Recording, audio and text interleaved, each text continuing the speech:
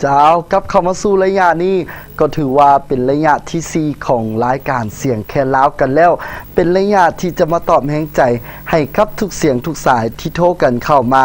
ทางหลังไมค์นั่นเองเนาะและตอนนี้ต้นคูณก็ขออนุญาตตอบแห่งใจก่อนกันแล้วกันเนาะจากสายนี้เพิ่นขอผลงานเพลงสาวสวรรค์เงาใจในเด้อเนาะจากสาวน้อยอยู่ทางเมืองสังทองพุ่นแหละมอบให้ทุกคนพิเศษมันมอบให้ผู้รับสายเด้อเจ็บพอแล้วจากสาวเพชรเพิ่นว่ามอบให้พิธีกรก็ขอขอบใจกับสาวเพชรหลายๆเด้อเนาะแล้วก็แม่น้องตีไอจนแน่จากสาวเพชรอยู่ทางหัวพันพุ่นเด้อเพิ่นว่ามอบให้ทุกคนเช่นเดียวกันเนาะตัวน้องเฮ็ดหยังจากสาวอินทงกลางเนาะมอบให้ผู้รับสายเด้อเอิ้นไอเซมอ1แน่จากสาวตายอยู่ทางหลักสาวพุ่นแหละมอบให้แฟนเจ้าของพิเศษมันมอบให้ผู้รับสายเนาะให้น้ำเขาเฮ็ดหยังจากสาวดาอยู่ทางเมืองสินพุ่นเด้อเพิ่นว่ามอบให้พ่อกับแม่ที่กำลังนั่งติดตามชมฟังน้ำกันอยู่ในตอนนี้เนาะแล้วก็เอิ้นไอเซมอ1อีกแน่เพิ่นว่าเด้จากบ่าวคำเสาเพิ่นว่ามอบให้ทหารทุกคนเด้อว่าซั่นเสียงแค้นแทนใจแน่จากสาวป๊อบมอบให้กับทุกคนและพิเศษมันมอบให้ผู้รับสายเนาะโทรมาแต่ทางพงศรีพุ่นเด้อเพิ่นว่าเอิ้นไอเซมอ1แน่เพิ่นว่ามอบให้ทุกคนเช่นเดียวกันเนาะและก็เสียงแค้นแทนใจอีกแน่จากทางบ่อแก้วพุ่นแหละมอบให้ทุกคนเช่นเดียวกันเนาะเสียงแค้นแทนใจอีกแน่จากสาวน้อยอยู่ทางเสียงขวางพุ่นแหละเพิ่นว่า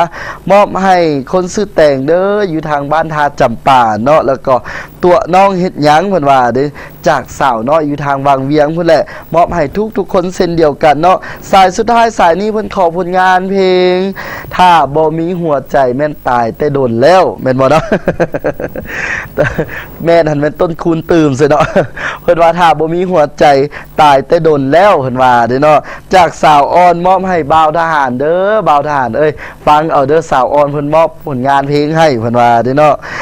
ก็ขอขอบใจกับทุกเสียงทุกสายก็แล้วกันที่โทรกันเข้ามาทางหลังไมค์บ่ว่าจะเป็นหน้าไมค์บ่ว่าจะเป็นหลังไมค์จังซี่เนาะหรือว่าผู้ใดที่ว่าส่ง SMS กันเข้ามาแม่นจะปรากฏขึ้นหน้าจอโทรภาพของทางผู้ชมอยู่ในตอนนี้นั่นเองเนาะมาฮอดระยะนี้ก็ถือว่าเบิ่งเวลากันแล้วก็ถือว่าเวลานี่ไล่จ้อมอกันเข้ามาเนาะบ่อยากจากก็ต้องได้จากนั่นเองเนาะแต่ก็บ่เป็นอย่างเนาะถ้าจากกันมื้อนี้แล้ววันจันทร์ยังจะมาพบพ่อกันเช่นเก่าเช่นเคยนั่นแหละตั้งแต่เวลา 12:30 จนถึง 14:00 นั่นเองเนาะพบพ่อกันกับรายการเสียงแคนลาวทางช่องลาว PSTV ก่อนจากกันไปในมื้อนี้ต้นคูณก็ขอขอบใจกับแฟนมิตรแฟนรายการและทานชมทุกท่านที่ว่าให้เกียรติติดตามรับชมและรับฟังกันมาตั้งแต่ต้นชั่วโมงจนจบชั่วโมงแบบนี้ถ้าต้นคูณว่าผิดพลาดประการใดหรือว่าบ่ถึกอันใดก็ขอโทษขออภัยมายังทานชมก็แล้วกันเนาะก่อนจากกันไปในมื้อนี้ก็มี3ผลงานเพลงมาปิดท้ายเส้นเก่าเส้นเคยเนาะและก็อยากจะฝากถึงทานชมก็แล้วกันเนาะเดินทางด้วยความปลอดภัยไปใส่มาใส่มีสติระวังตัวเนาะขึ้นเหนือลงใต้จังซี่ขอให้คือเดินทางด้วยความปลอดภัยเด้อไปถึงจุดหมายที่วางไว้ก็แล้วกันเนาะก่อนจากกันไปในมื้อนี้ต้นคูณพร้อมด้วยทีมงานก็ต้องขอกล่าวคำว่าสบายดี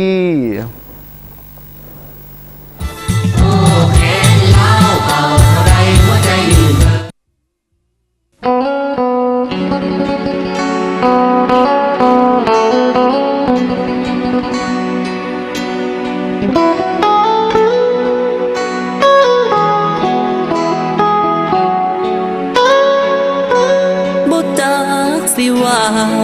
เมื่อสองตาเห็นจนห้องไห้สองขายืนจังแทบบ่ไหวเกือบสอบตายลงในคาทีบ่อยากเสือสายตาที่พบเจ้าในวันนี้แฟนอ้ายที่เคยแสนดีควงคนใหม่เฮ็ดได้จังได้ซึ้งเศร้าเ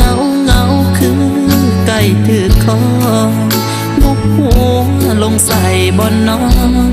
ภาพยังล้อมทั้งหอมทั้งไห้จับเอาหูอยู่ใต้มองมาก่อนนอนแนมนองควันใจมีเพียงภาพแต่บ่มีกายเจ็บซ้ำหัวใจ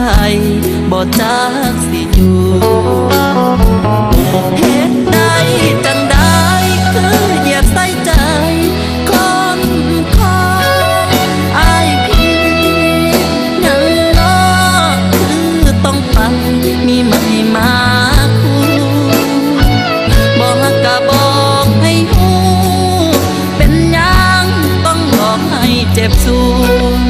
อายเป็นเหมือนคนบาปวงเมื่อถือเจ้าลวงอายจนสิบ้าอกหักอีกแล้วผู้ชายปลายแถวคนคอมีสาวคนใดอีกบ่คิดอยากรู้เสียเลยเต็มที่จะบอกให้ข้อเก่าหาเพิ่มตัวตนผู้ชายคนนี้พออายหูตัวดีเกิดชาตินี้เพื่อมาหากัน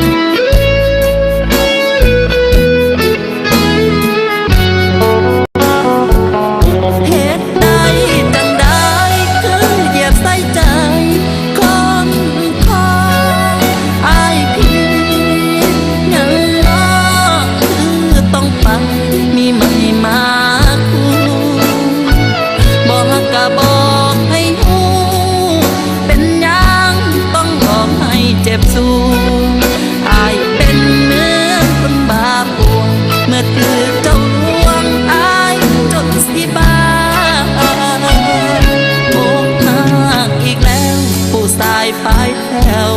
คนคอมีสาวคนใด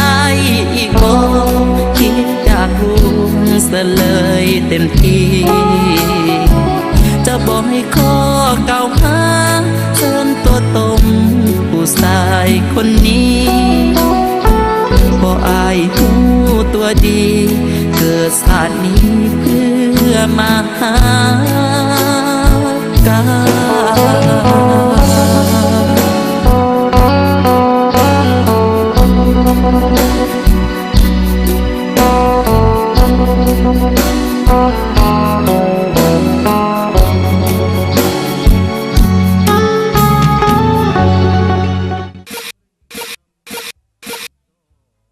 เหตุใด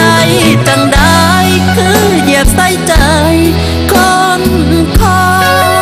อายผิดยังน้อคือต้องไปมีใหม่มาคู่บอกกะบอกให้หูเป็นยังต้องหลอกให้เจ็บสูง